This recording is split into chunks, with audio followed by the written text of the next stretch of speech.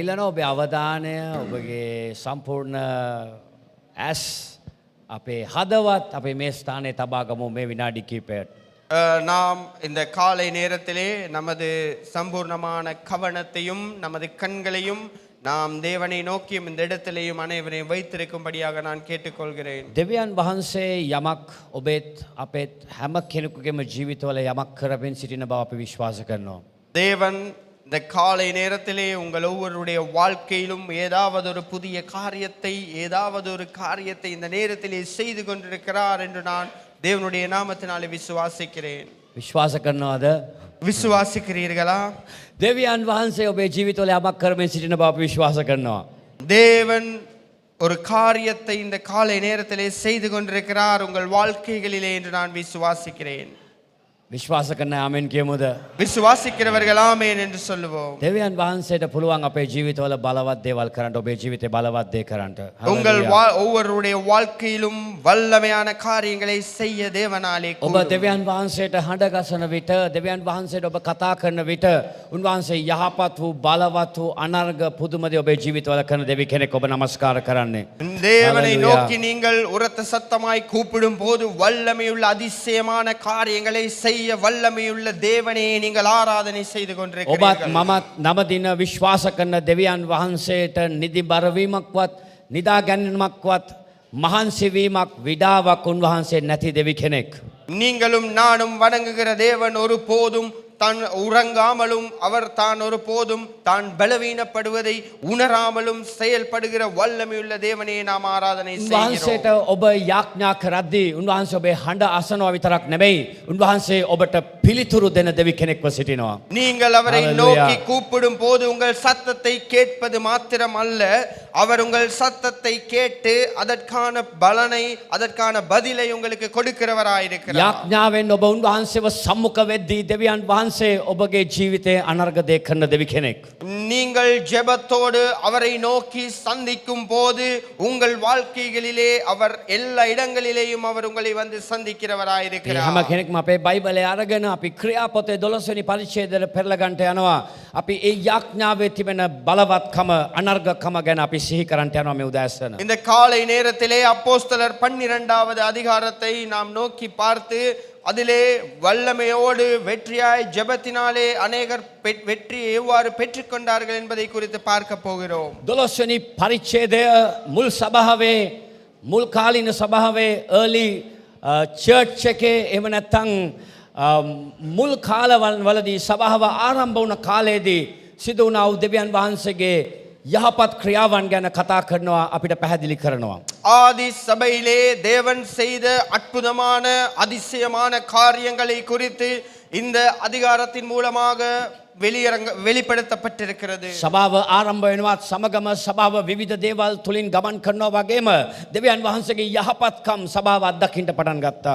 சபை ஆரம்பித்தது முதல் சபை ஆரம்பிக்கப்பட்டதிலே இருந்து பல்வேறு விதமான காரணங்களுக்கு முகம் கொடுத்து பல காரியங்களை சந்தித்து சபை முன்னேற ஆரம்பிக்கிறது. සභාව විවිධ අවස්ථාවන් වල ගමන් කළා, විවිධ පීඩාවන් වල සභාව ගමන් කළා. නමුත් දෙවියන් වහන්සේගේ සෙනග ඔවුන් අධෛර්යමත්කමට පත් වුණේ නැහැ. ඔවුන් දෙවියන් වහන්සේට යාඥා කළා. ඔවුන් නොකඩවා දෙවියන් වහන්සේ ඉදිරියේ සිටියා. சபை ஆரம்பத்திலே சபை ஆரம்பிக்கப்பட்டு பல்வேறு விதமான துன்புறுத்தல்களுக்கும் பல்வேறு விதமான காரியங்களுக்கும் முகம் கொடுத்து ஆரம்பித்து சபை வழிநடத்தப்பட்டு சென்று கொண்டிருந்த போது தேவன் தாமே சபையை முன்னெடுத்து வழிநடத்தினார். මම විශ්වාස කරනවා මේ සතිය තුළ ඔබ දෙවියන් වහන්සේට ඒ කරන්නා වූ යාඥාව කරනකොටගෙන දෙවියන් වහන්සේ පුදුම දේ අනර්ග දේ ඔබේ ජීවිතවල උන්වහන්සේ කරන්නට යන බව මම විශ්වාස කරනවා. உங்களின் ஜெபத்தை நிமித்தமாக தேவன் வருகிற நாட்களிலே அடையாளமும் அற்புதமுமான காரியங்களை உங்கள் வாழ்க்கைகளிலே செய்வார் என்று நான் விசுவாசத்தோடு எதிர்பார்த்திருக்கிறேன். 12 වෙනි පරිච්ඡේදයේ පළවෙනි පදය කියනවා. 12வது அதிகாரத்திலே முதலாவது வசனம் இவ்வாறு சொல்லுகிறது. ඒ කාලය පමණේදී හෙරොද් රජ සභාවේ සමහරුන්ට පීඩා කරන්නට අත දිගු කළේය. அக்காலத்திலே ஏரோது ராஜா சபையிலே சிலரை துன்பப்படுத்த தொடங்கி. ඔහු දෙවෙනි පදය බලන්න. ඔහු යොහන්ගේ සහෝදර වූ යාකොබ්ව කඩුවෙන් මැරුවේය. யோவானுடைய சகோதரனாகிய யாக்கோபை பட்டயத்தினாலே கொலை செய்தான். එතන කියනවා මේ යාකොබ් කියන කෙනාව හෙරෝද් මරලා දැම්මා. ඔහු දෙවියන් වහන්සේට සේවය කරපු නිසා කියලා. அங்கே யாக்கோபை பட்டயத்தினாலே கொலை செய்கிறான். அவன் ஊழியம் செய்ததினாலே தேவனுக்கு என்று நாம் பார்க்கிறோம். ඊට පස්සේ මේ හෙරෝඩ් කියන රජතුමාට ඕන වුණා තවත් තමාගේ සෙනගව සන්තෝෂ කරන්න, තවත් ප්‍රසන්න කරන්න, ඔවුන්ට අලුත් ප්‍රීතියක් අරගෙන එන්න මේ හෙරෝද් මොනවද කළේ? තවත් මනුෂ්‍යයන්ව අල්ලලා මරන්න තීරණය කළා සෙනගව සතුටු කරන්න පිණිස. அதற்கு பிற்பாடு இந்த ஏரோது ராஜா தன்னுடைய நாட்டு ஜனங்களை சந்தோஷப்படுத்தி அவர்களை இன்னும் அதிகமாக அவர்களை சந்தோஷப்படுத்துவதற்காக தேவனுடைய பிள்ளைகளை கொலை செய்வதற்கு முயற்சி செய்வதை நாம் பார்க்கிறோம். යාකොබ්ව මැරුවට පස්සේ ඔහු තීරණය කරනවා තවත් මිනිසෙක් ඉන්නවා පේත්‍රුස් කියලා. අපි පේත්‍රුස්ව අරගෙන ගිහිල්ලා මරමු.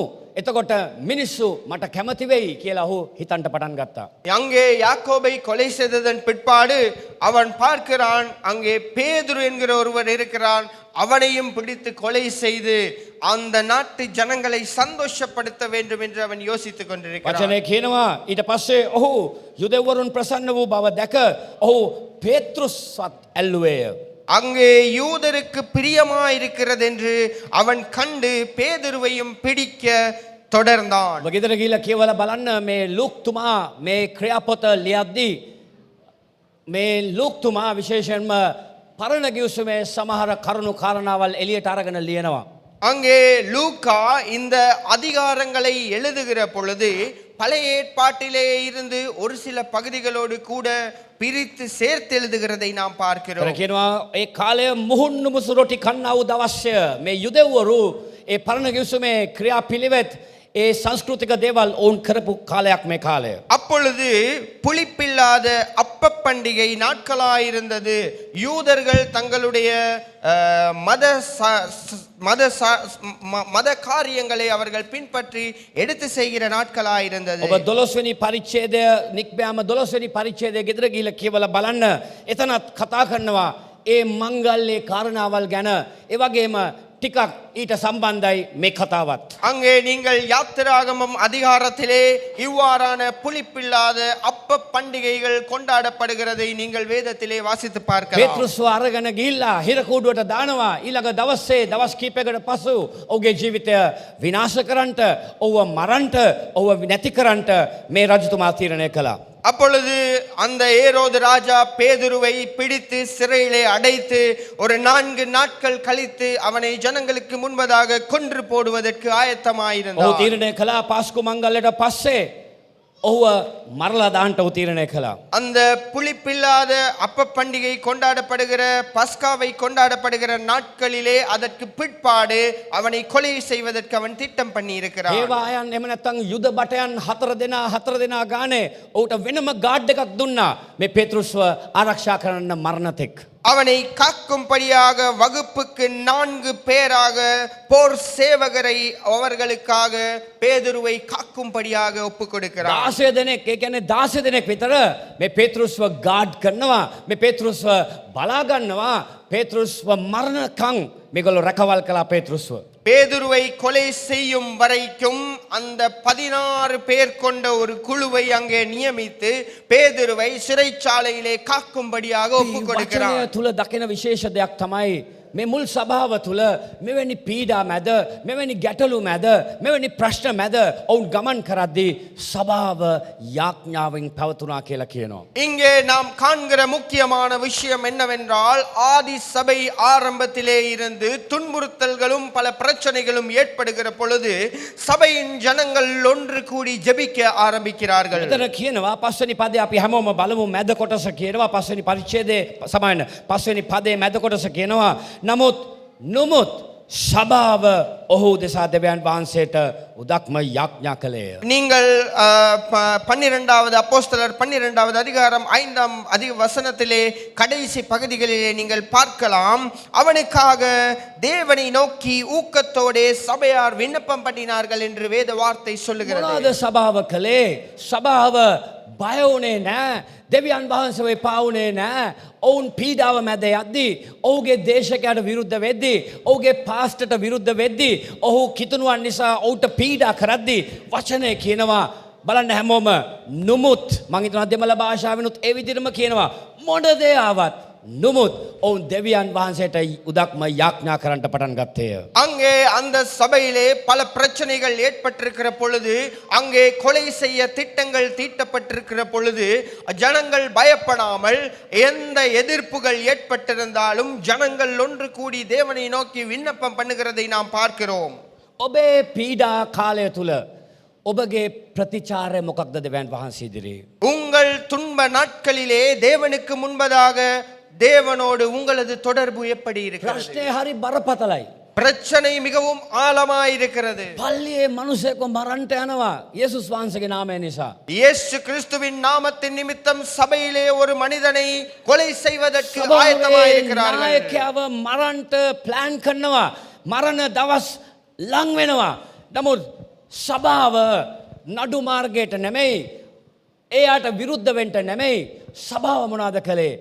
නුමුත් ඔවුන් යාඥා කරන්නට පටන් ගත්තේය. சபையின் தலைவரை கொலை செய்வதற்கு ஆயத்தம் பண்ணி நாட்களை தீர்மானம் பண்ணி சிறை பிடித்து வைத்திருக்கிறார்கள். சபையிலே இருப்பவர்கள் ஒருபோதும் நீதிமன்றத்திற்கோ வேற எங்கோ செல்லவில்லை. ஆனால் அதற்கு பதிலாக அவர்கள் ஜெபத்தை தேர்ந்தெடுக்கிறார்கள். හෙරොඩ්ට තිබුණා කඩුව. ஏரோதுக்கு இருந்தது பட்டயம். හෙරොඩ්ට තිබුණා දන්වැල් පේතෘස්ව ගැට ගහන්න. ஏரோதுக்கு இருந்தது சங்கிலிகள் பேதுருவை கட்டும்படியாக. රජතුමාට තිබුණා ඔව සිර කරන්න පිණිස හිරගයක් තිබුණා. அங்கே ஏரோது ராஜாவுக்கு பேதுருவை சிறையிலே அடைக்கும்படியாக சிறைகள் இருந்தது. හෙරොඩ්ට සැප සම්පත් තිබුණා. හෙරොඩ්ගේ කැමැත්ත කරන්නට හෙරොඩ්ට අවස්ථාව තිබුණා.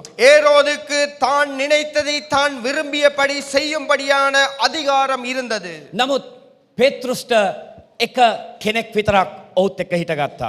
ஆனாலும் பேதுருவுக்கோ இருந்தது ஒரே ஒரு காரியம், அவர் பேதுருவோடு கூட நின்றார். පේතෘස් සමග හිටගත්තේ දෙවියන් වහන්සේ සහ උන්වහන්සේගේ සභාව. பேதுருவோடு கூட நின்றதோ தேவனும் தேவனுடைய சபையாருமே. කඩුවක් තිබුණේ නැහැ. பட்டயம் இருக்கவில்லை, හිරගෙදරක් තිබුණේ නැහැ. சிறைச்சாலை இருக்கவில்லை, චේන්ස් දන්වල් යකඩ දන්වල් තිබුණේ නැහැ. පිත්තල දොරටු යකඩ දොරටු තිබුණේ නැහැ. அங்கே வெண்கல தாழ்பால்களும் இருப்பு சங்கிலிகளும் அங்கே பேதுருவுக்கு இருக்கவில்லை. නමුත් සභාවේ ප්‍රතිචාරය වුණේ, සෙනගගේ ප්‍රතිචාරය වුණේ දෙවියන් වහන්සේට කණ්ඩලව් කිරීම පමණයි. ஆனாலும் ஜனங்கள் செய்த காரியம், தேவனுடைய சபை செய்த ஒரே காரியம், அவர்கள் அவனுக்காக ஜெபம் பண்ண தொடங்குகிறார்கள். ඔවුන් මෙවැනි පීඩාවන් වල බරපතල විදියට ගියා. அவர்கள் இவ்வாறான துன்பங்களுக்கு மத்தியிலே மிகவும் ஆழமாக கடந்து சென்று கொண்டிருக்கிறார்கள். ඔවුන්ට තිබුණේ එක ඔප්ෂන් එකක් පමණයි. ඔවුන්ට තිබුණේ එක විසඳුමක් පමණයි. ඒක තමයි ඔවුන් දෙවියන් වහන්සේගේ මුහුණ දිහා බැලුවා. ඔවුන් දෙවියන් වහන්සේට යාඥා කරන්න පටන් ගත්තා. அவர்களுக்கு தெரிவு செய்யக்கூடிய ஒரே ஒரு காரியம் மாத்திரமே சபைக்கு காணப்பட்டது, அது ஜெபம் மாத்திரமே. ஆகவே சபையினர் ஜெபத்தை தேர்ந்தெடுத்து ஜெபிக்க ஆரம்பிக்கிறார்கள். පළවෙනි පරිච්ඡේදයේ 14 වෙනි පදය ඔබ බැලුවොත් ඔබ එතනක් දකි. ඔවුන් පීඩාව තුල ගමන් කරද්දී ඒ අවස්ථාවේදී ඔවුන් නොකඩවාම එක්සිට්ව දෙවියන් වහන්සේට යාඥා කරන්න පටන් ගත්තා කියලා බයිබලයේ කියනවා. பரிசுத்த வேதாகமத்திலே அப்போஸ்தலர் 1வது அதிகாரம் 14வது வசனத்தை நீங்கள் வாசித்து பார்க்கும் போது நீங்கள் காணலாம், பல துன்புறுத்தல்களுக்கு மத்தியிலே சபை முன்னே எடுத்து செல்லப்படுவதை பார்க்கலாம். ஹalleluya ஹalleluya ஹalleluya ஹalleluya. ඔවුන්ට කඩු කිනිසි නෙමෙයි තිබුණේ. அவர்களுக்கு பட்டயங்களும் கத்திகளும் ඔවුන්ට இருக்கவில்லை. සබ්මරීන් නෙමෙයි තිබුණේ. அவர்களுக்கு நீர்மூழ்கி கப்பல்கள் ඔවුන්ට இருக்கவில்லை. ප්ලේන් එකක් නෙමෙයි තිබුණේ. அவர்களுக்கு விமானங்கள் இருக்கவில்லை. ඔවුන්ට සබ්මරීන් එකේ වර්ගය නෙමෙයි වැදගත් උනේ. அவர்களுக்கு அவர்களது நீர்மூழ்கி கப்பல்களின் தரம் என்ன என்பது தேவையாயிருக்கவில்லை. කඩුවේ තරම නෙමෙයි ඔවුන්ට වැදගත් උනේ. அவர்களுக்கு எப்படிப்பட்ட பட்டயம் காணப்படுகிறது என்பது அவர்களுக்கு தேவையாயிருக்கவில்லை. ප්‍රශ්නේ බරපතලකමවත් නෙමෙයි ඔවුන්ට වැදගත් උනේ.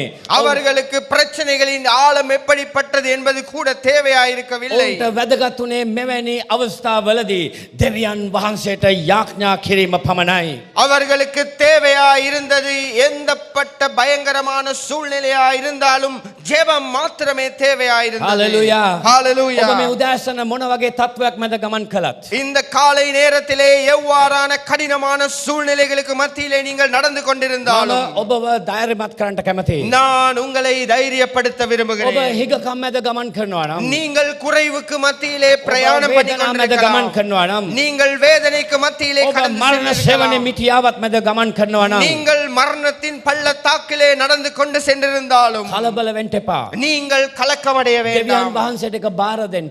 தேவனை நோக்கி அதை ඔබ ஒப்புக்கொடுங்கள். කළ යුතු දෙය කරමින් ජීවත් වෙන්න.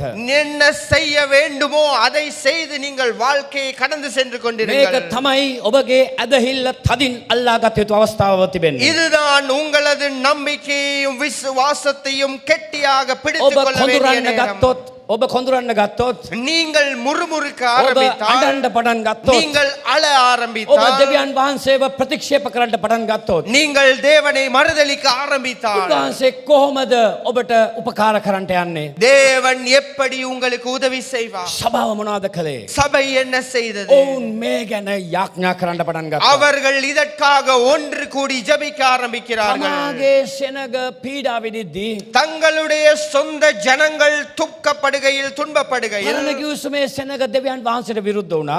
பழைய ஏற்பாட்டிலே ஜனங்கள் தேவனுக்கு விரோதமாக கிரியை செய்ய නව ஆரம்பிக்கிறார்கள். කිව්සමේ සභාව දෙවියන් වහන්සේට යාඥා කරන්න පටන් ගත්තා. ஆனாலும் Hallelujah. புதிய ஏற்பாட்டிலே ஜனங்கள் தேவனுக்காக ஒரு சபையாக ஒன்று கூடி ஜெபிக்க ஆரம்பிக்கிறார்கள். හalleluya. ஹalleluya. නව කිව්සමේ සභාව දෙවියන් වහන්සේට යාඥා කරන්න පටන් ගත්තා. அங்கே புதிய ஏற்பாட்டு சபை ஜனங்கள் ஒன்று கூடி ஜெபிக்க ஆரம்பிக்கிறார்கள். බලවත් දේ දකින පිණිස ඔබ ඔබේ ජීවිතේ ඔබ යාඥා කරන්නට අවශ්‍යයි. வல்லமையான காரியங்களை உங்கள் வாழ்க்கைகளிலே நீங்கள் கண்டு கொள்ளும்படியாக நீங்கள் கட்டாயமாக ஜெபிக்க வேண்டும். ගිය සතියේ ඔබට මතක නම් ගිය සතියේ දේශනාව ඔබට මතක නම් උන්වහන්සේගේ දාසයා කියපු කාරණාව තමයි ශුද්ධ ස්ථානය අතිශුද්ධ ස්ථානයට යන්න ජීවත් වෙන්න යාඥා කරන්න උන්වහන්සේගේ මහිමයක් දකින්න. கடந்த கிழமையிலே தேவதாசன் சொல்லின வார்த்தைகள் உங்களுக்கு ஞாபகமாய் இருந்தால் நீங்கள் கடந்து செல்லுங்கள், நீங்கள் முன்னே கடந்து சென்று பரிசுத்த ஸ்தலத்திலே நின்று அவரை சந்தியுங்கள் என்பதே. හalleluya. ஹalleluya. ඒක තමයි තවමත් අපිට තිබෙන පණිවිඩය. இதுதான் இன்னும் எமக்கு காத்திருக்கின்ற செய்தி. සෙනග විරුද්ධ වෙද්දී ஜனங்கள் எதிர்த்து பார்த்து கொண்டிருக்கையில், රට කැළඹෙද්දී அந்த நாடே சம்பூர்ணமாக கலங்கிக் கொண்டிருக்கையில், අමාරුකම් වලට මුහුණ දෙද්දී மிகவும் கடினமான சூழ்நிலைகளை சந்தித்துக் கொண்டிருக்கையில், බය හිතෙන දෙයට මුහුණ දෙද්දී மிகவும் தான் பயப்படுகிற காரியம் தனக்கு நேர்ந்திருக்கையில், ඔබ මොනවද කරමින් සිටින්නේ මේ උදෑසන? நீங்கள் இந்த காலை நேரத்திலே என்ன செய்து கொண்டிருக்கிறீர்கள்? Hallelujah. ஹalleluya. ඒ කාලේ සෙනග දෙවියන් වහන්සේගේ මුහුණ බැලුවා. அந்த நாட்களிலும் ஜனங்கள் தேவனுடைய முகத்தை தேடினார்கள். යාකෝබ් පස්වෙනි පරිච්ඡේදයේ 17 වෙනි පදය කියනවා. அங்கே யாக்கோபு 5வது அதிகாரம் 17வது வசனம் இவ்வாறு சொல்லுகிறது. පුළුවන් නම් මේ බයිබල් පදය පෙරලා ගන්න. යාකෝබ් 5:17 කියනවා. யாக்கோபு 5:17வது வசனம் இவ்வாறு சொல்லுகிறது. එලියා අප සමාන ගති ඇති මිනිසෙක්ව සිටියේ නමුත් වැසි නොවසින පිරිස ඔහු උනන්දු කමින් යාඥා කළේය. எலியா என்பவன் நம்மை போல பாடுள்ள மனுஷனாய் இருந்தும் மழை பெய்யாத படிக்கு கருத்தாய் ஜெபம் பண்ணினான். ඊට පස්සේ කියනවා அதற்கு பிற்பாடு එවිට சொல்லுகிறது, 3 අවුරුදු සමයක් රටට වැසි නොවැස්සේය. ඔහු නැවත යාඥා කළේය. එවිට අහසින් වැසි වැස පොළවේ ඵල හටගත්තේය. அப்பொழுது 3 வருஷமும் 6 மாதமும் பூமியின் மேல் மழை பெய்யவில்லை.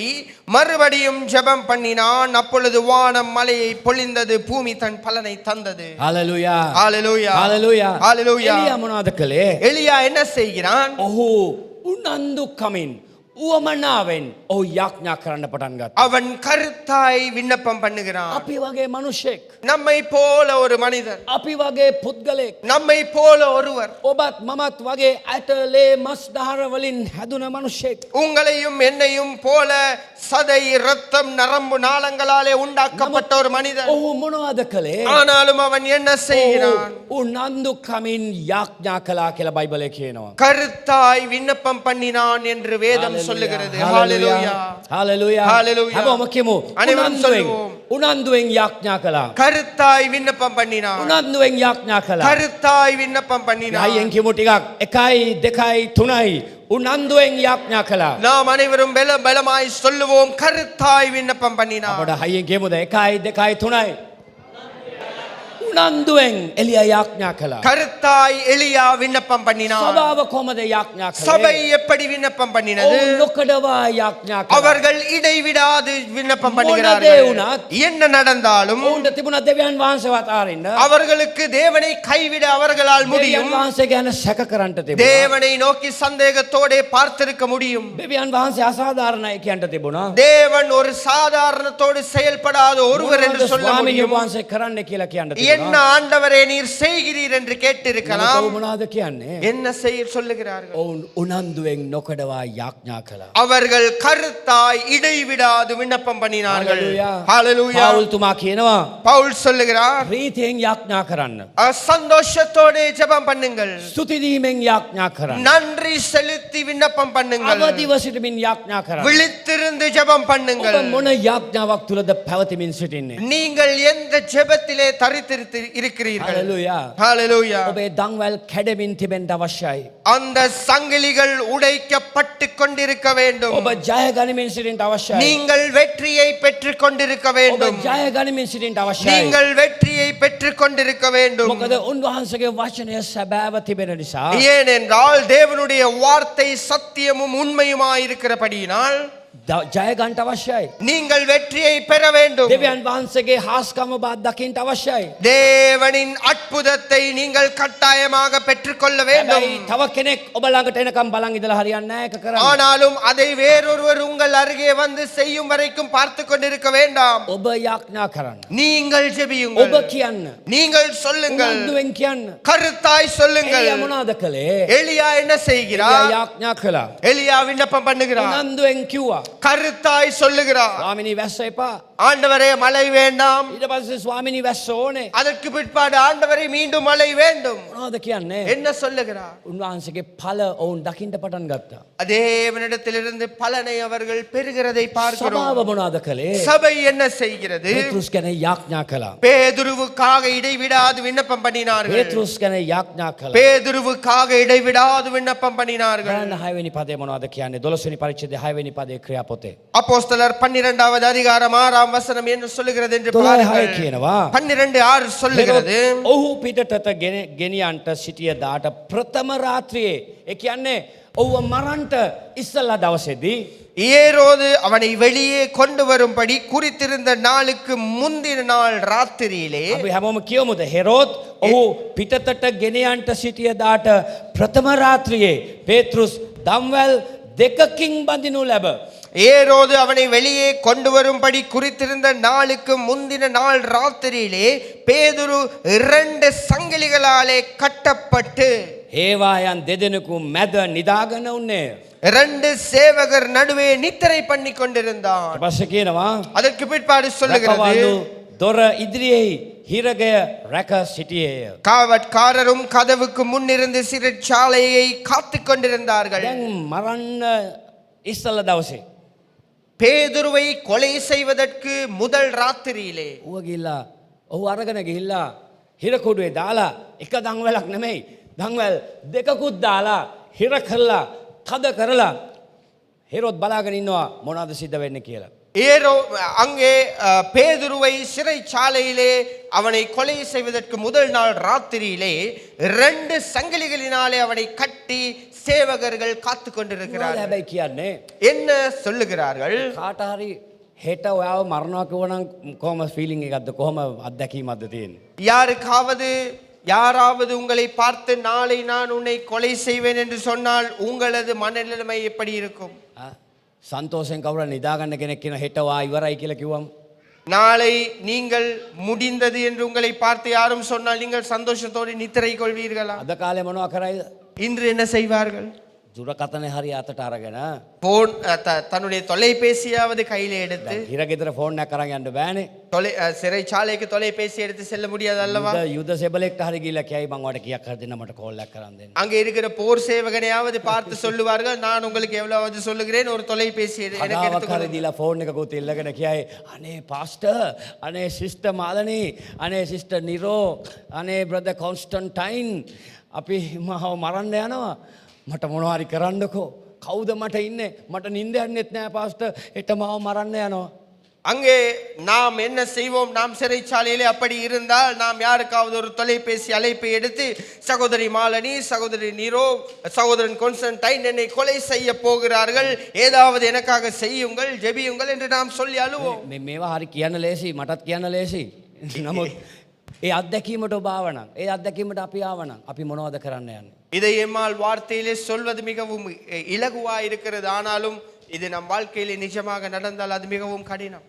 බද සුදේශ අපිට නැද්ද පාරක් මොනවා හරි ක්‍රමයක් නැද්ද මෙතනින් පැන ගන්න මාව දඟල් දෙකක් දාලා මට ඇහෙන්න කතා කරන්න බෑ මම හිමීට කියන්නේ මේ මිනිස්සුන්ට ඇහුනොත් මාව මරලා දායි දැම්මම ස්වාමිනේ මට මොනවා හරි උදව්වක් කරන්න කියලා කෑ ගහයි. හැබැයි පේත්‍රුස් මොනවද කළේ? ඔහු නිදාගෙන හිටියා. ඔහු නිදාගෙන හිටියා කියලා බයිබලයේ කියනවා. சகோதரன் சுதேஷ், நான் எப்படியாவது இந்த இடத்திலிருந்து தப்பித்துக் கொள்ள வேண்டும், ஏதாவது ஒரு வழி இல்லையா, ஐயோ நான் இப்படி இருக்கிறேனே என்று அழுது புலம்பி நாம் பயங்கரமாய் மனதிலே போராடி கொண்டிருப்போம். ஆனால் பேதுரு என்ன செய்கிறார்? நித்திரை பண்ணி கொண்டிருக்கிறார். සභාව මොනවද කළේ? சபை என்ன செய்கிறது? ඔහු ගැන යාඥා කළා. அவனை குறித்து விண்ணப்பம் பண்ணினார். පීඩාවෙන් ගමන් කරන කෙනා ගැන යාඥා කරා. துன்பத்தின் மத்தியிலே கடந்து சென்று கொண்டிருக்கிறவனுக்காக சபை ஒன்று கூடி ஜெபித்தது. පීඩාවට මුහුණ දුන්න කෙනා මොනවද කළේ? அங்கே துன்பப்படுகிறவர் என்ன செய்கிறார்? දෙවියන් වහන්සේගේ සමාදානය ඔහු සමග දෙවියන් වහන්සේ තැබුවා. தேவனின் சமாதானத்தை அவனோடு கூட வைக்கிறார். තේරෙනවද මම කියන දේ? நான் சொல்லுகிறது புரிகிறதா? පැහැදිලිද මම කියන දේ? விளங்குகிறதா? සභාව ඔහු ගැන යාඥා කරද්දී சபை அவனுக்காக ஜெபிக்கும் போது, සභාව දෙවියන් වහන්සේට ඔහු ගැන හඬ ගසද්දී சபை அவனுக்காக தேவனை நோக்கி கூப்பிடும் போது දෙවියන් වහන්සේගේ සමාදානය ඔවුන් මත එන්ට පටන් ගත්තා. தேவனின் சமாதானம் அவர்கள் மீது இறங்குகிறது. අපි යාඥා කරන්නේ අපි උතුම් නිසා නෙමෙයි. නමුත් දෙවියන් වහන්සේ උතුම් දෙවියන් වහන්සේ නිසා. நாம் ஜெபிப்பது நாம் நல்லவர்களாய் இருப்பதினாலே அல்ல, தேவன் மிகவும் அதிசிறந்தவராய் இருப்பதினால். රෝම හේවායන් එහෙට යනවා මෙහෙට යනවා ඔවුන් බලාගෙන ඉන්නවා දෙපැත්තේ දෙන්නෙක් බලාගෙන ඉන්නවා මේ මනුස්සයව හෙට මරනවා. හැබැයි පේත්‍රුස් මොනවද කරන්නේ? ඔහු නිදාගෙන හිටියා.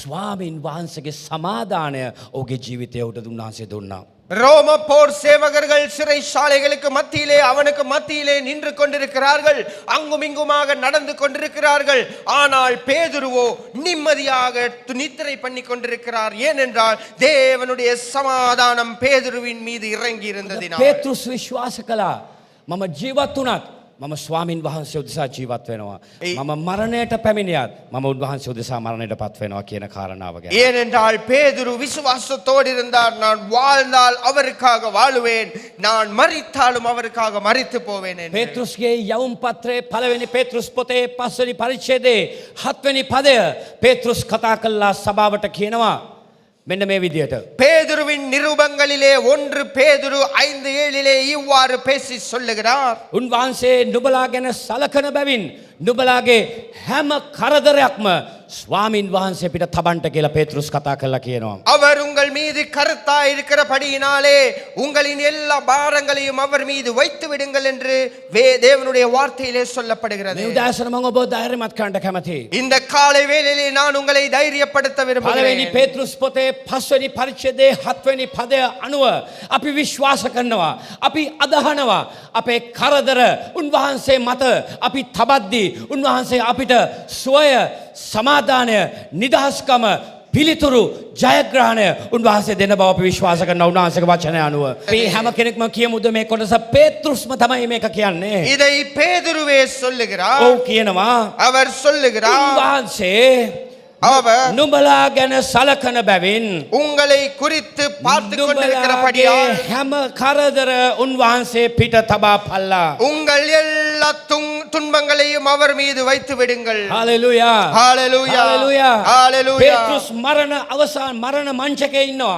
அங்கே பேதுரு கொலை செய்யப்படுவதற்கு ஆயத்தத்தோடு ඔහු இருக்கிறார். සූදානමින් ඉන්නවා. அவர் ஆயத்தமாய் இருக்கிறார். නමුත් පේතෘස්ගේ වචන බලන්න.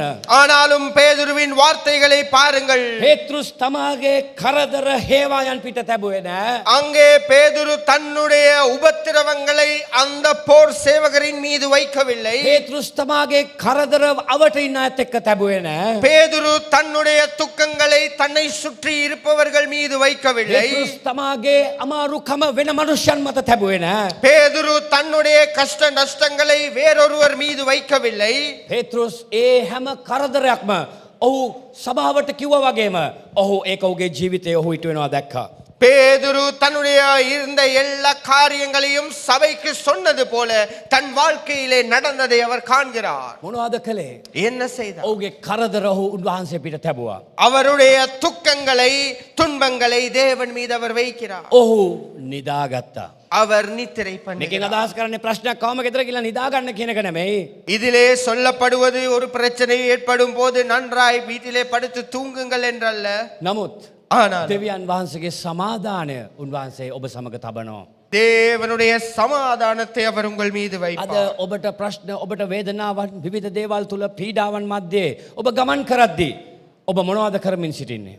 நீங்கள் உங்கள் வாழ்க்கையிலே அநேக பிரச்சனைகள் பல காரியங்கள் பல இன்னல்கள் துன்பங்களை கடந்து கொண்டிருக்கும் மத்தியிலே நீங்கள் என்ன செய்து ඔබ கொண்டிருக்கிறீர்கள்? මොනවද කියමින් ඉන්නේ? මෙයා වැරදි.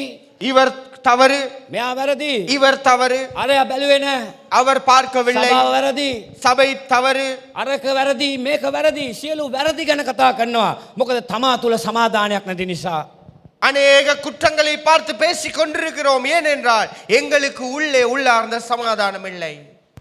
ඔබ දන්නවද ස්වාමින් වහන්සේගේ දූතයා ඇවිල්ලා පේතෘස්ට තට්ටු කරනකම් ඔබ ගෙදර ගිහලා මේ පරිච්ඡේදය කියවලා බලන්න. ඔහු සනීපෙන් ඔහු සැපෙන් ඔහු නිදාගෙන හිටියා. அங்கே பேதுரு நித்திரை பண்ணி கொண்டிருக்கையில் சிறைச்சாலையிலே தேவனுடைய தூதனானவர் வந்து அவரை தட்டி எழுப்பும் வரைக்கும் அவர் நித்திரையாயிருந்தார். ස්වාමින් වහන්සේගේ දූතයා ඔහු අරගෙන යද්දිත් පිටර යකඩ දොරටු විවෘත වෙද්දිත් ඔහු ගමන් කරනවා. නමුත් ඔහු සමාදානය තුල ඔහු ජීවත් වුණා.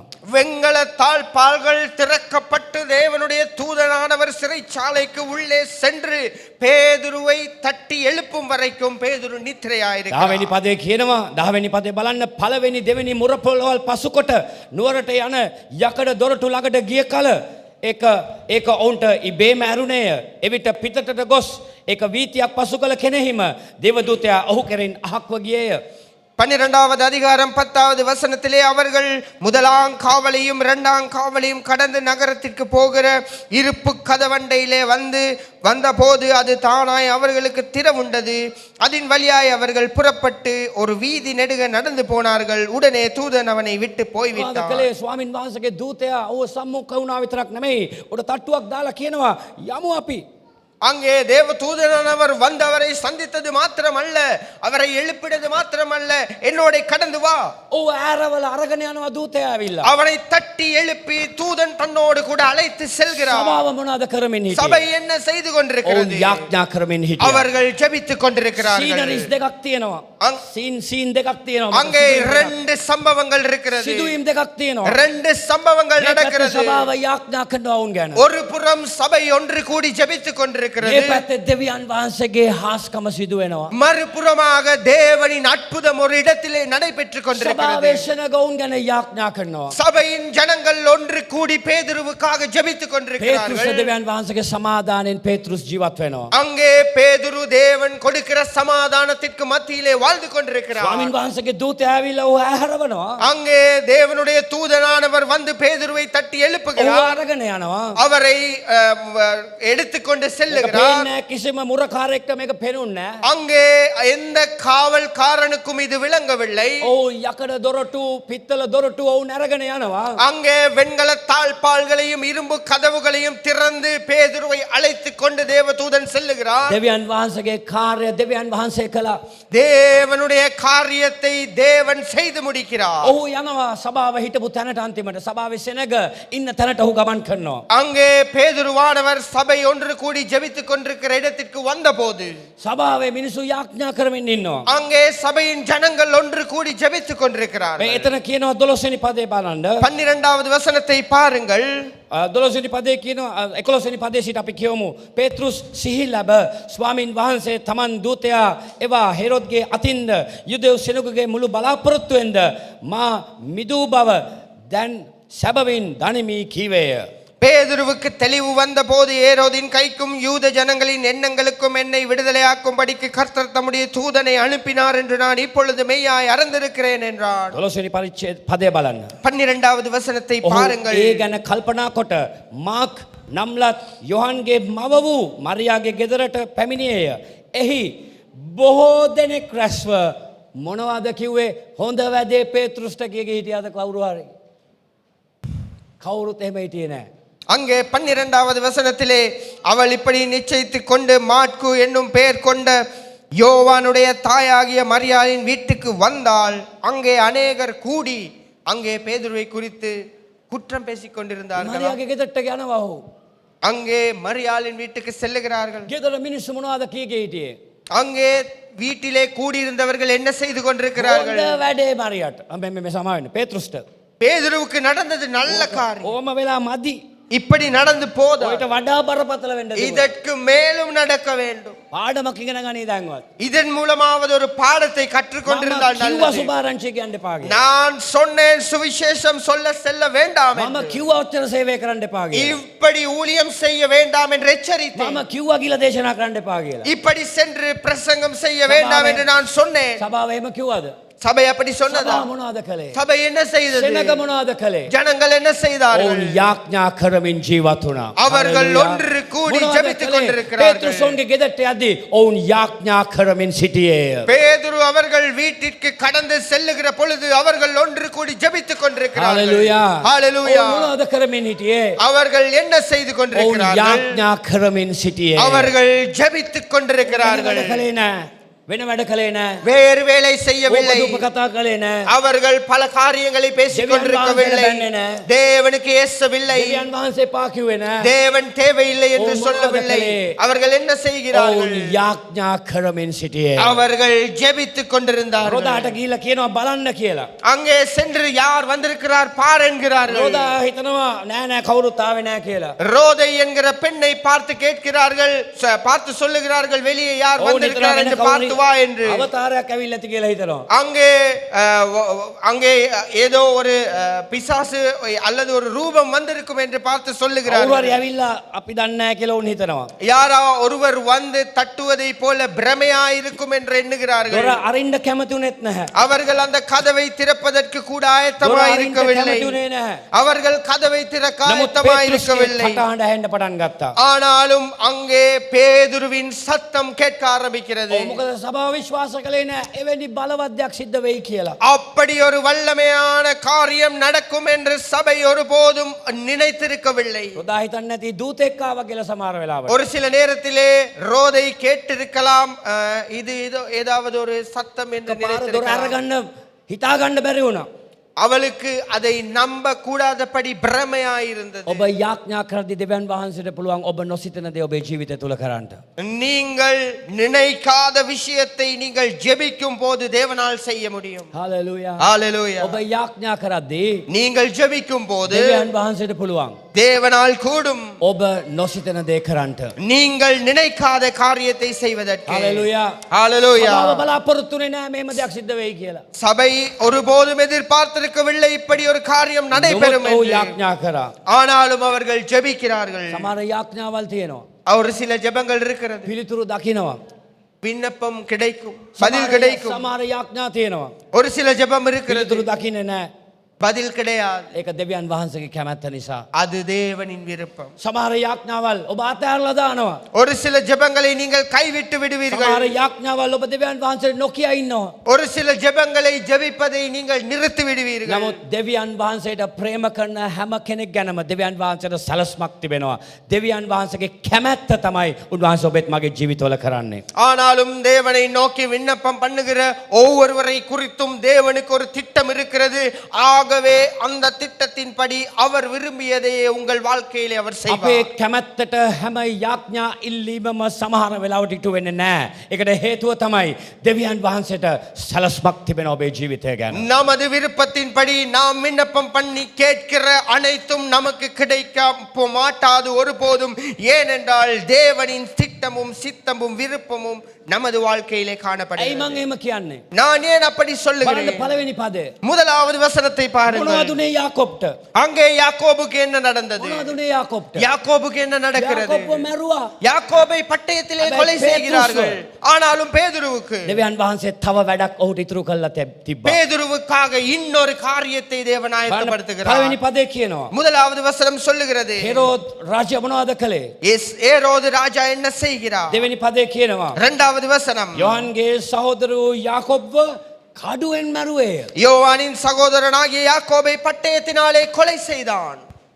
හැබැයි පේතෘස්ව ஆனாலும் பேதுருவை දෙවියන් වහන්සේ මේ අවස්ථාවේදී බේරනවා. இந்த இடத்திலே காப்பாற்றுகிறார். දෙවියන් වහන්සේට සලස්මක් තිබුණා පේතෘස් ගැන. இதுதான் பேதுருவுக்காக தேவன் வைத்திருந்த திட்டம். හලෙලූයා. ஹalleluya. කියන හොඳට අහන්න. හොඳට අහන්න. நன்றாய் கேளுங்கள், நன்றாய் செவி හොඳට දාගන්න கொடுங்கள். එපා, හොඳට අහන්න මම කියන එක. தூங்கிக் கொண்டிருக்க வேண்டாம், நன்றாய் මේ கேளுங்கள். පණිවිඩය ඔබට අවශ්‍ය පණිවිඩයක්. இது உங்களுக்கு தேவையான செய்தி. යාකොබ්ව මොනවද කළේ? யாக்கோபு என்ன செய்தார்? යාකොබ්ගේ වැඩේ අවසන් කළා යාකොබ්. யாக்கோபின் வேலை முடிந்ததும் යාකොබ් මැරුණා. யாக்கோபு கொலை செய்யப்படுகிறார். பேதுரு දෙවියන් වහන්සේ රැකවල් කළා. பேதுருவை தேவன் මොකද காப்பாற்றுகிறார். දෙවියන් වහන්සේට ඔහු කරන කොටගෙන තව බොහෝ දේවල් ඔහු කරන කොටගෙන කරන්න තිබුණ නිසා. ஏனென்றால் பேதுருவின் நிமித்தமாக பேதுருவை வைத்து அநேக காரியங்களை செய்து முடிக்கும்படியாக தேவனுக்கு திட்டம் இருந்தது. ස්තේපන්ව මොනවද කළේ?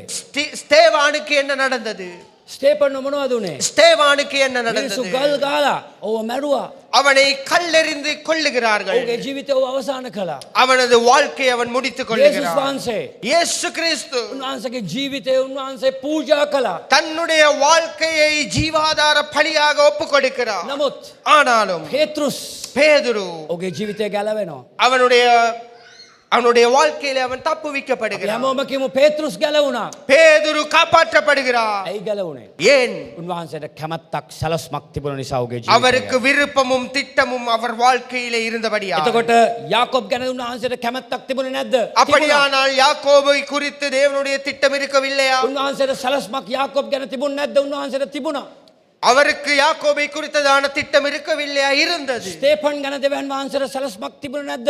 උන්වහන්සේට සලස්මක් තිබුණා. ஸ்தேவானுக்காக தேவனுக்கு ஒரு திட்டம் இருக்கவில்லையா? இருந்தது. නමුත් දෙවියන් වහන්සේගේ කැමැත්ත ඔහුගේ ජීවිතයේ සිදු වුණා. ஆனாலும் தேவனின் விருப்பம் அவர்கள் வாழ்க்கைகளில் நடந்தது. මම ඔබ ධෛර්යමත් කරන්න කැමතියි. நான் உங்களை தைரியப்படுத்த விரும்புகிறேன். දෙවියන් වහන්සේ පිළිතුරු නොදෙන දේවල් තිබෙන ඔබේ ජීවිතේ. தேவன் உங்களுக்கு பதில் கொடுக்காமல் அமைதியாய் இருக்கிற காரியங்கள் அநேகம் இருக்கிறது. ඇතැම් දේවල් දෙවියන් වහන්සේ නොකරන්නේ මම මේක හැම වෙලාවම කියනවා.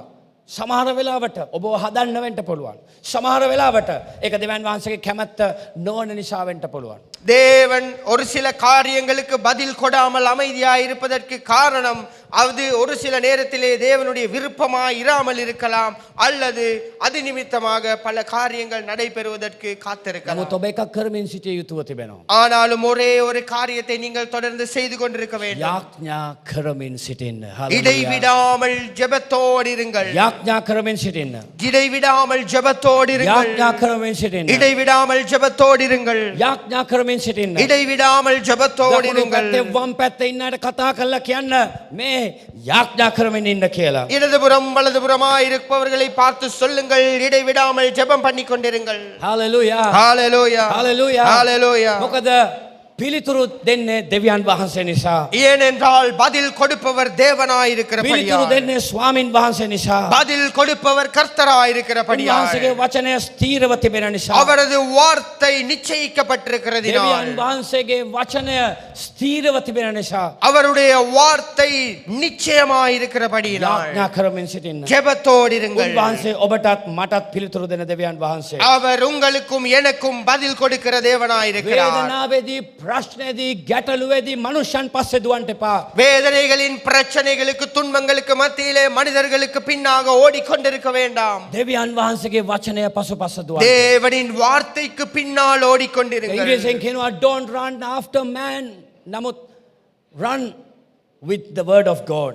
வேத வார்த்தையிலே சொல்லப்படுகிறது, நீங்கள் மனிதர்களுக்கு பின்னாக ஓடிக்கொண்டிராமல் நீங்கள் தேவனின் வார்த்தைக்கு பின்னாக ஓடுங்கள் என்று. මම ඔබ ධෛර්යමත් කරන්න කැමති මේ උදෑසන. நான் உங்களை தைரியப்படுத்த விரும்புகிறேன் இந்த காலை வேளையிலே. දෙවියන් වහන්සේගේ වචනේ සැබෑ බව තේරුම් ගන්නට. தேவனின் வார்த்தை சத்தியமாயிருக்கிறது என்பதை புரிந்து මොන கொள்ளுங்கள். පීඩාව මැද ගමන් කළත් நீங்கள் எவ்விதமான துன்பத்திலே கடந்து கொண்டு එළියට சென்றிருந்தாலும் ගිහිලා කියන්න එපා මම ආසම නැහැ මේ කතාවල් අහන්න. வெளியே சென்று நீங்கள் பேசிக் கொண்டிருக்க வேண்டாம், இவ்வாறான கதைகளை நான் கேட்டுக் கொண்டிருக்க விருப்பமில்லை. අපිට පිට වෙන්නේ නෙමෙයි. யார் எங்களுக்கு உதவி செய்வது අපිට என்பதல்ல, සල්ලි නෑ සල්ලි දුන්නේ නෑ නෙමෙයි. எனக்கு பணம் இல்லை காசு கொடுக்கவில்லை என்று මම சொல்வதல்ல. දෙවියන් වහන්සේට යාඥා කරනවා කියලා කියන්න. நான் தேவனுக்கு விண்ணப்பம் பண்ணி මට கொண்டிருக்கிறேன் என்று පල්ලිය උදව් சொல்லுங்கள். කළේ නෑ නෙමෙයි. எனக்கு சபை உதவி செய்யவில்லை මට என்பதல்ல, දෙවියන් වහන්සේ උදව් කරා කියලා කියන්න. தேவன் எனக்கு உதவி செய்தார் என்று ස්වාමීන් சொல்லுங்கள். වහන්සේගේ වචනය බලන්න. கர்த்தரின் வார்த்தையை நோக்கி උන්වහන්සේට பாருங்கள். යාඥා කරන්න. கர்த்தருக்கு நோக்கி ஜெபியுங்கள். මූණ ඇඹුල් කරගෙන ජීවත් වෙන්න එපා. உங்கள் முகங்களை சுளித்துக் கொண்டிருக்க வேண்டாம். දැක්කම අනේ ගන්න එපා. பார்த்து உங்களை நோக்கி பார்க்கும் போது ஐயோ என்று கொண்டிருக்க வேண்டாம். කොහමද සිස්ටර් ඉන්නවා ඉතින්. எப்படி இருக்கிறீர்கள் சகோதரி? ஒரு மாதிரி ඒක இருக்கிறேன். නෙමෙයි ක්‍රිස්තියානි ජීවිතය. இது அல்ல கிறிஸ்தவ வாழ்க்கை. ක්‍රිස්තියානි ජීවිතය තුල ප්‍රීතියෙන් ඉන්න. கிறிஸ்தவ வாழ்க்கைக்குள் சந்தோஷமாயிருங்கள், සමාදානයෙන් ඉන්න. சமாதானத்தோடு இருங்கள். මොකද ඒක දෙන්නේ දෙවියන් වහන්සේ. ஏன் அதை கொடுப்பவர் කොහමද கர்த்தர். බ්‍රදර් ඇහුවම. எப்படி சகோதரனே என்று අනේ கேட்டால், නෑ පාස්ටර්. ஐயோ வேலை இல்லை போல කියන එක තේරෙන්නෙත් නෑ. சொல்லு பேசுவதும் விளங்காது. වැඩක් නෑ පාස්ටර්. வேலை இல்லை போது ඉන්නවනේ ඔය ඉන්නවා. ஒரு மாதிரியாக இருக்கிறேன். පණම් ඉල්ල කාසිල්ල தள்ளின කවුරුත් බලන්නේ නෑ. யாரும் பார்ப்பதில்லை. පේලක් දෙන්න බලන්න. මොනවාද? මොකද්ද උන් කළේ? என்ன செய்கிறார்? මොනවාද උන් කළේ? ස්වාමින් වහන්සේට යාඥා කරමින් හිටියා. கர்த்தரை நோக்கி ஜெபித்துக் கொண்டிருந்தார்கள். යාඥා කරමින් ඉන්නකොට ஜெபித்துக் கொண்டிருக்கும் போது ඔව් හිතපු නැති දෙයක් සිද්ධ වුණා. நினைக்காத ஒரு காரியம் நடைபெறுகிறது. දෙවියන් වහන්සේ පේතෘස් අරගෙන ආව උන් වෙතට.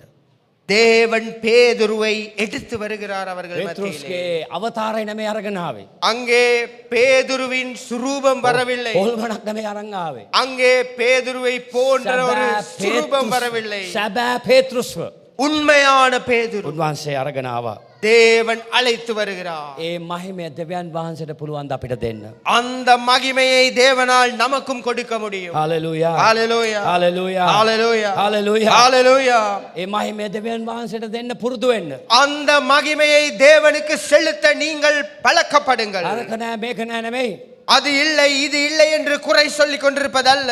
දෙවියන් වහන්සේට කියන්න. தேவனை நோக்கி பார்த்து சொல்லுங்கள். දෙවියන් වහන්සේ මාර්ග විවෘත කරන දෙවි කෙනෙක්. தேவன் வழிகளை உங்களுக்காக දෙවියන් திறக்கிற වහන්සේ தேவன். පාරවල් විවෘත කරන දෙවි කෙනෙක්. தேவன் உங்களுக்காக பாதைகளை திறக்கிறவர். ඔබේ ඇදහිල්ල කොතනද තියෙන්නේ මේ උදෑසන? உங்களது விசுவாசம் எங்கே காணப்படுகிறது? විශ්වාසය කවුරු මතද පදනම් කරගෙන அந்த விசுவாசம் யாரை குறித்திருக்கிறது? ඔබේ ඇදහිල්ල කොහෙද තියෙන්නේ? உங்கள் நம்பிக்கை எங்கே இருக்கிறது? හෙරෝද් කල්පනා කරා තමාගේ ගෞරවය තමාට ලබා ගන්න. ஏரோது தன்னுடைய மகிமையை தனக்கு எடுத்துக்கொள்ள வேண்டும் என்று நினைக்கிறான். හෙරෝද් උත්සාහ කළේ තමාගේ ගෞරවය තමාට ලබා ගන්න. ஏரோது யோசித்துக் கொண்டிருந்தான் தன்னுடைய கௌரவத்தை தான் எடுத்துக்கொள்ள வேண்டும் என்று. හෙරෝද්ට මොනවද සිද්ධ වුණේ අවසානයේ? ஏரோதுக்கு என்ன நடந்தது? 12 වෙනි පරිච්ඡේදයේ අවසාන කොටස බලන්න. 12வது அதிகாரம் கடைசி வார்த்தைகளிலே சொல்லப்படுகிறது. ඔහුගේ ජීවිතය පණුවන් ගසන ලද පණුවන් විසින් කන ලදුව ඔහුගේ ජීවිතය මරණයට පත් වුණා කියලා කියනවා. அங்கே ஏரோதை தேவதூதன் அடித்தபடியினாலே அவன் புழு புழுத்து இறந்தான் என்று வேதம் சொல்லுகிறது. හෙරෝද්ගේ ජීවිතය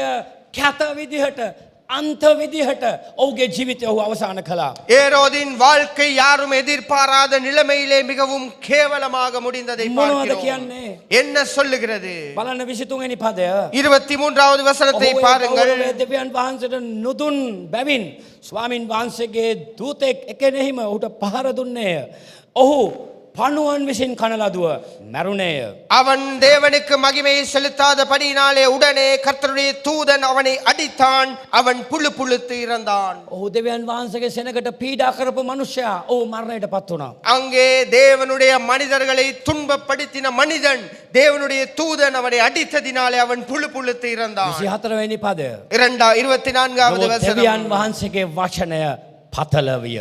தேவ வசனம் வளர்ந்து දෙවියන් பெருகியது. වහන්සේගේ වචනය ප්‍රසිද්ධ වෙන්න පටන් தேவ ගත්තා. வசனம் வளர்ந்து பிரசித்தமானது. හalleluya. ஹalleluya. 25 වෙනි පදය කියනවා 25வது வசனம் சொல்லுகிறது. බානබස්ද සාවුල්ද තමන්ගේ උපස්ථානය සම්පූර්ණ කොට මාක් නම්ලත් යොහන් කැඳවාගෙන යෙරුසලමෙන් හැරී ආවේය. பர்னபாவும் சவுலும் தர்ம ஊழியத்தை நிறைவேற்றின பின்பு மாற்கு என்னும் மறுபெயர் கொண்ட யோவானை கூட்டிக் கொண்டு எருசலேமை விட்டு திரும்பி வந்தார்கள். දෙවියන් වහන්සේ පිළිතුරු දෙන දෙවි කෙනෙක්. தேவன் பதில் கொடுக்கிற தேவன். දෙවියන් වහන්සේ උපකාර කරන දෙවි කෙනෙක්. தேவன் உதவி செய்கிற தேவன். ප්ලීස් දෙවියන් වහන්සේ කෙරෙහි පමණක් විශ්වාස කරන්න.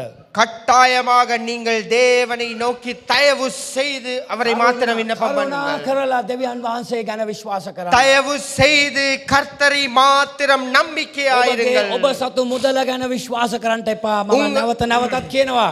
ඔබ මුදල් ගැන විශ්වාස කරන කෙනා ඒක හරි භයානක දෙයක්.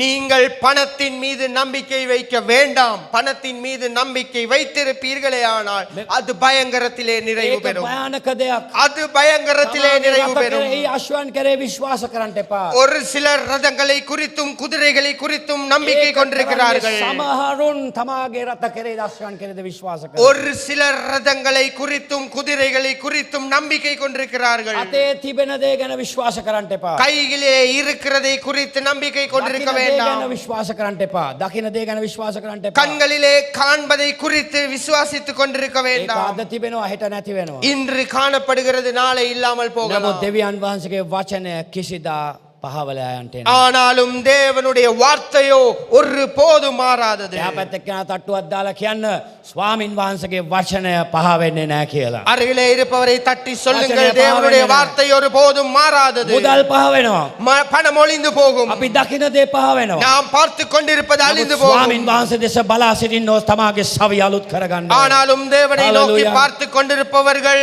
தங்களை பலப்படுத்தி மீண்டுமாக எழுந்து பறந்து செல்வார்கள். නමුත් මොනවද වුන් කළේ? ஆனாலும் அவர்கள் என்ன செய்தார்கள்? ස්වාමින් වහන්සේට යාඥා කළේ. தேவனை நோக்கி එලියා ஜெபித்தார்கள். මොනවද කළේ? எலியா என்ன செய்கிறார்? එලියා මොනවද කළේ? எலியா என்ன செய்தார்? උනන්දුවෙන් උන්වහන්සේට යාඥා කළේ. கருத்தாய் அவரை நோக்கி මම விண்ணப்பம் ඔබ பண்ணினார். ධෛර්යමත් කරන්න කැමති මේ සතියේදී. நான் உங்களை தைரியப்படுத்துகிறேன் இந்த வாரத்திலே. ඔබට පැය 2යිද පැය 24ද ගන්න පුළුවන්. ඔබ තෝරගෙන මේ සතිය යාඥාවේ සතියක් හැටියට වාඩි වෙන්න.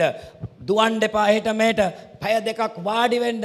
වාඩි වෙලා යාඥා කරන්න. ඔබගේ දරුවා ප්‍රශ්නයක ඉන්නවා නම්, ඔබගේ දරුවා වේදනාවක ඉන්නවා නම්, රෝගයක ඉන්නවා නම්, ඔබ වේදනාවක ඉන්නවා නම්, ස්වාමි පුරුෂයා වේදනාවක ඉන්නවා නම් තීරණය කරන්න.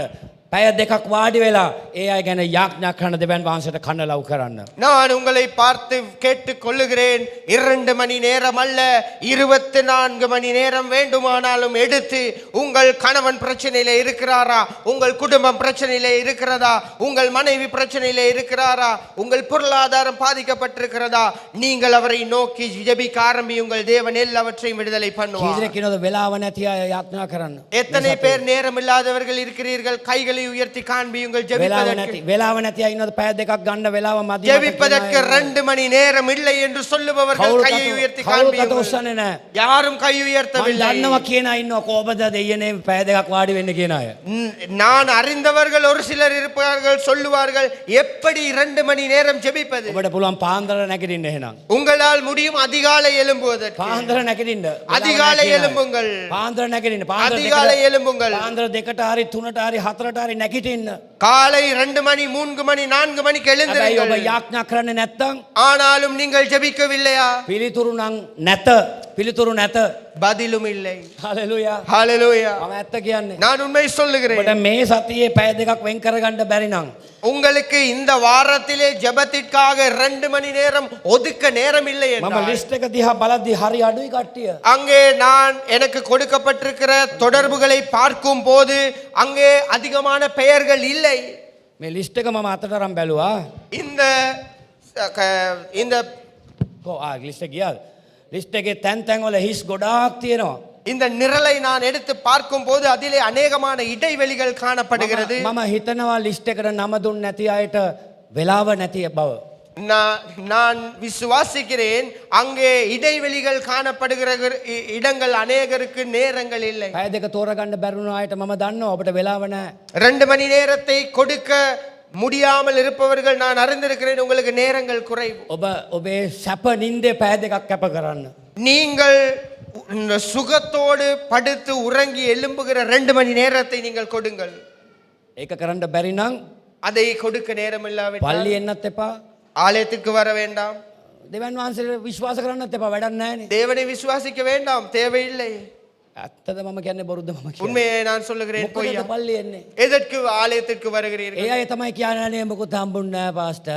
அவர்கள் தான் பாதை எங்கும் சொல்லிக் கொண்டு செல்வார்கள், ஒன்றும் පල්ලිය රුපියලක් கிடைக்கவில்லை. දුන්නේ නැහැ. අපිට පොඩි උදව් අපි තරහයි අපි යනවා යන්න. ₹1 கொடுக்கவில்லை, எந்த உதவியும் இல்லை, நாங்கள் கோபமா இருக்கிறோம், நாங்கள் சென்று போவோம். කවුරු හරි ඇහුවොත් யாராவது கேட்டால், කවුරු හරි මේම කියනවා ඇහුවොත් யாராவது ஒருவர் இப்படி சொல்லுவதை கேட்டால், ඒ ස්වාමි පුරුෂයාට හරි භාර්යාවට හරි කවුරු හරි මොකක් හරි ඇවිල්ලා කිව්වොත් ඒක තමයි බලන්නකෝ උදව්වක් නැහැ කිව්වොත් තට්ටුව දාලා මචං එහෙම නැත්නම් බ්‍රදර් සිස්ටර් ඔයා යාඥා කරනවද?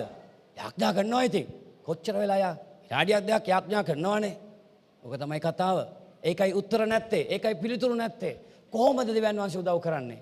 කොහොමද දෙවියන් වහන්සේ පිළිතුරු දෙන්නේ? ඔබ කොතනද ඉන්නේ? ඔබට පැය දෙකක් යාඥා කරන්න බැරි නම් யாராவது ஒருவர் வந்து ஐயோ பணம் இல்லையே, எங்களுக்கு உதவி இல்லையே என்று சொன்னார், அவர் மீது கைகளை வைத்து சகோதரனே எவ்வளவு நேரம் ஜெபிக்கிறீர்கள், 1 நிமிஷம் என்று சொன்னால் நீங்கள் அதுதான் இவ்வாறு அலைந்து கொண்டிருக்கிறீர்கள் என்று அவரை பார்த்து நீங்கள் சொல்லுங்கள். එහෙම අය වැඩක් නැහැ. அவ்வாறானவர்கள் தேவையில்லை. ටලේසි අර ටක්ගල ෂණික නූඩල්ස් තියෙන තැන් තියෙන්නේ. පැයයි ආවා ඊළඟ දවසේ සේවයක් දුන්නා. කාර් එකටත් නැග්ගුවා, දේශනාත් කරා, අරකත් කරා, මේකත් කරා. ඒ වගේ තැනකට යන්න. ඒක ඊට වඩා ලේසි පහසුයි. ෂණික නූඩල්ස් ආවා ගියා එච්චරයි.